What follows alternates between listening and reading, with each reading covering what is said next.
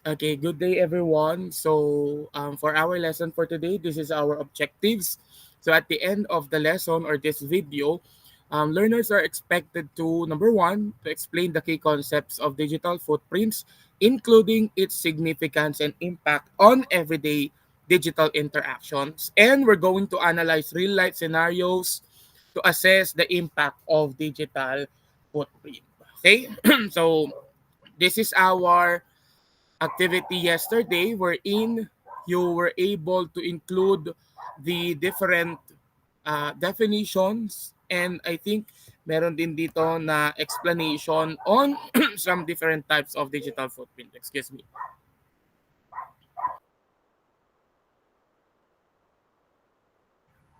So we're going to define first what is digital footprint. Okay, so by definition, a digital footprint is the trail of data that individuals leave behind when they use the internet. When you say trail of data, bakas. Yan, bakas na naiwan nating data.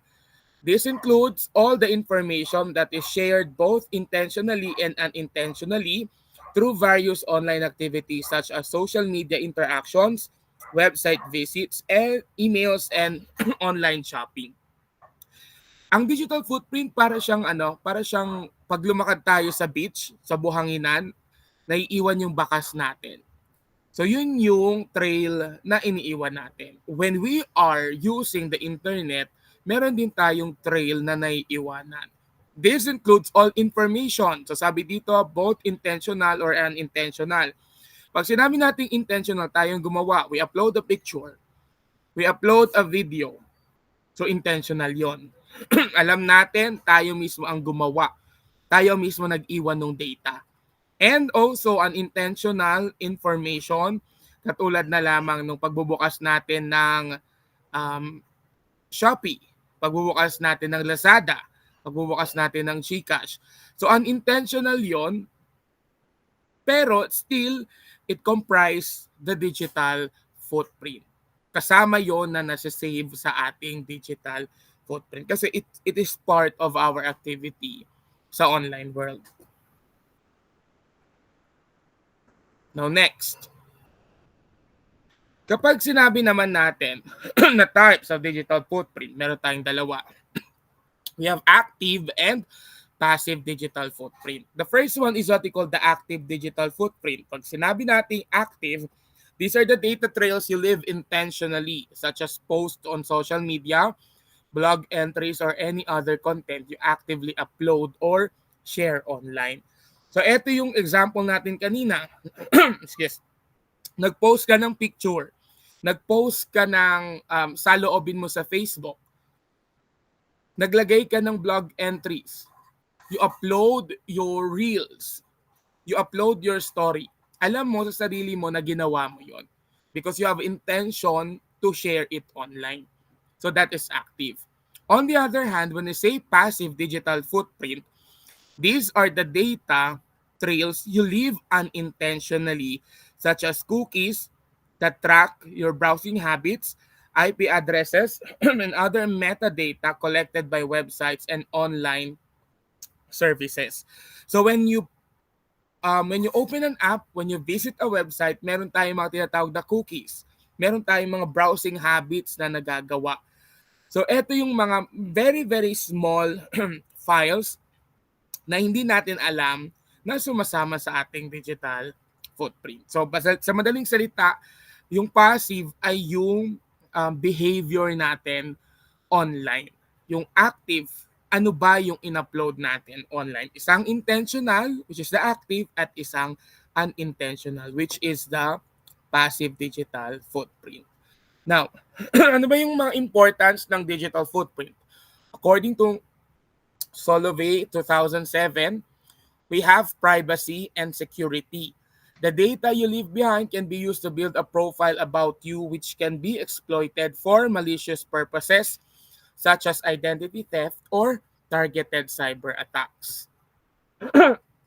Excuse. Ito yung sinabi natin na kapag bumubuo tayo ng history, kapag nakikita yung mga behavior natin online, bumubuo tayo ng isang profile which is what we call the digital identity. Pag sinabi nating digital identity, sa madaling salita, yung digital identity is kung ano ka, kung ano yung ginagawa mo, kung ano yung behavior mo, kung ano yung activity mo sa online world. Yun yung nakikita. So when you are um, visiting profiles or visiting web pages or websites that are not allowed to be visited within your age or at your age. So nakikita na, si gantong magbubukas siya ng gantong website kahit hindi naman siya allowed magbukas ng website.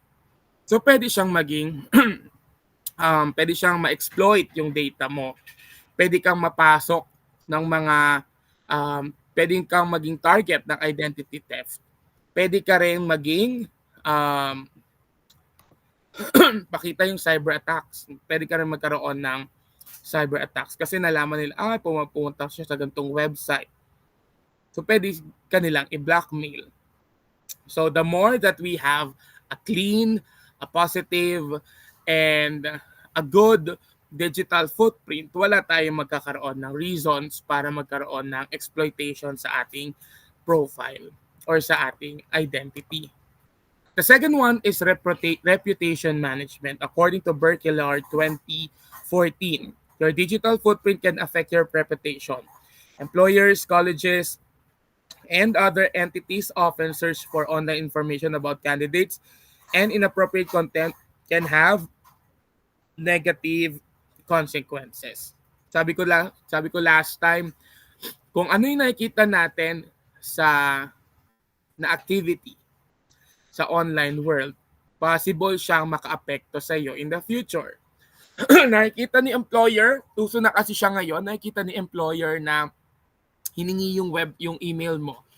Tapos nakita sa history, sa browsing history mo na pumupunta ka sa gantong website, nag-gamble ka, nagsusugal, or pumupunta sa mga sites na hindi naman pwede, hindi naman allowed, possible magkaroon ka ng negative impression.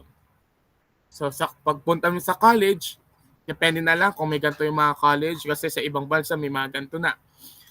Nakita na ang email mo ay nakasubscribe sa mga gantong mga websites. Nakita na pumupunta sa gantong websites, na active yung email mo sa gantong websites, possible meron kang negative reputation from them. So anything that we do sa online world could affect our present, most especially our future. Next, importance. We also have personalization. Now, according to Turo 2011, companies use digital footprints to personalize user experiences such as recommending products or content based on browsing history. So example natin to I think nung first week natin na gusto mong bumili ng portable fan o yung Jisoo Live. Then, after mo mag-Facebook, tumingin ka sa Google, nag-Shopee ka or nag-Lazada or nag-TikTok, nag-search ka, then maya-maya pagbalik mo sa Facebook, makakakita ka na ng ads tungkol sa portable fan. Because ginamit yung data mo, ginamit yung behavior mo para makita ano ba yung gusto mong mahanap, kung ano ba yung mga sinesearch mo, kung ano ba yung mga gusto mong bilhin. So nape-personalize yung experience natin sa online world. Kung ikaw naghanap ng portable fan, yun yung mga lumalabas na ads sa iyo. Possible sa ibang tao, iba naman yung ads na lumalabas. Halimbawa, mahilig sila sa K-pop. So most likely, ang lalabas ng mga ads is yung may kinalaman sa K-pop. Another friend, mahilig sa music, sa gitara, possible ang mga lalabas na ads sa kanya ay may kinalaman sa mga musical instruments, especially gitara. So yun yung reason bakit na-personalize, nako-customize using our digital footprint. Now, how to manage our digital footprint? Number one is that the privacy settings. Regularly review and adjust the privacy settings on your social media accounts and other online services to control who can see your information. Sa ngayon, hindi na uso yung share natin lahat kasi nung unang pumutok ang social media, lahat kahit simpleng bagay sinishare natin online. I think a friend of me told that he read it somewhere na papunta na tayo sa pagiging private sa social media. Actually, ano yan, nagmamanifest yun um, sa lock. Naglalak na tayo ng profile. Nagpa-private na tayo ng ating mga Instagram. Nagpa-private na rin tayo ng iba't ibang mga messenger messaging apps or any social media applications. Kasi we want to be as private as we can. Then, search yourself. Periodically search for your own name on search engines to see what information is publicly accessible. This is a good way to practice to search ourselves in the internet. Punta lang tayo sa Google, search your name, and then usually mga first to two links na lalabas dyan or first to two pictures talaga may kinalaman sa iyo. So, ibig sabihin, kung ang nakita nyo sa first few links or sa mga unang pictures ay yung maayos, matino, at yung hindi naman hindi naman makakasira sa atin, I think that's fine. Pero kung unang mga links ay makikita natin na makakasira sa atin, I think we have to review our profile. Kasi ako nga mismo, na-search ko yon. So what could be the reason bakit hindi masa-search ng ibang tao using if they search my own name. Okay? So we have to be cautious about that. Next, the very classic think before you post. Consider the long-term impact of the content you share online. Once something is posted, it can be difficult to remove it completely. Anything na i-post natin kapag heightened yung emotions natin, like sobrang saya, sobrang lungkot, sobrang galit, at possible pagsisisihan natin yan in the future. So before we post it online, before other people can see it, before we make it public, kailangan isipin muna natin, tama ba yung ipopost natin? Can this be publicly consumed? Tama ba? Wala ba akong matatapak ang tao? Wala ba ako masisira sa ganito? So we have to think before we click or before we post. And I think this is the last one. We're going to use secure connections. Ensure that you are using secure connections when browsing the internet to protect your data from being intercepted. One way to check is that yung URL, yung nakita natin sa taas ng ating mga browser, nag-i-start siya usually sa HTTPS. HTTPS, Hypertext Transfer Protocol Secured. Ibig sabihin, the website that you are using or the website that you are browsing is a secured website. So most of the websites that use HTTPS ay yung mga nagla-login ng account, katulad na lang ng Facebook, katulad na lang ng YouTube, ng Instagram. So when you see HTTPS, ibig sabihin secured ang inyong connection. Minsan nagkakaroon lang ng HTTP, pero better pa rin kapag HTTPS. Okay? So for our activity, so this will be written in your notebook. Activity number 1 is write A if the statement refers to active digital footprint and P if it refers to passive digital footprint. So again, pag sabi natin active digital footprint, intentional, tayo ang may gawa. When I say passive digital footprint, unintentional. Katulad na lamang ng mga browsing activities natin. Okay, you can take a screenshot, tapos balikan na lang tong video na to, and then we're going to answer this tomorrow sa ating klase. So for number 1, you upload a birthday photo on Facebook. Is it active or is it passive? Number 2, a website tracks your browsing habits using cookies. Number 3, you comment or you leave a comment on a YouTube video. Number 4, a shopping site recommends products based on your past searches. And number 5, your IP address is recorded when you visit a website. So again, A for active, which are intentional. Alam natin na ginagawa natin. And P is unintentional. Hindi natin alam, hindi tayo aware na nasasama siya sa ating digital footprint. So write A for active, P for passive. And for our activity number 2, sa notebook din ito, put a check if the statement is a good online practice and X if it is a risky practice. So kung magandang online practice siya, put a check.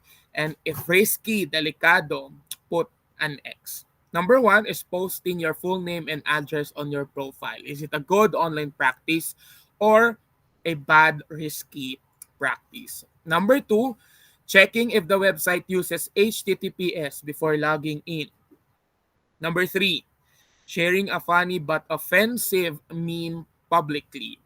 Number four, searching your own name online to check what appears. And number five, posting photos without checking who can see them. So you no need to copy the question. So kailangan lang for activity number one, lagay nyo lang 1 to 5 and then write A if it is active, B if it is passive. And for number two, sagot na lang din, check if it is a good online practice and X if it is a bad, risky practice. Okay, so those two activities will be checked tomorrow. Okay, so stay safe and we'll see each other tomorrow.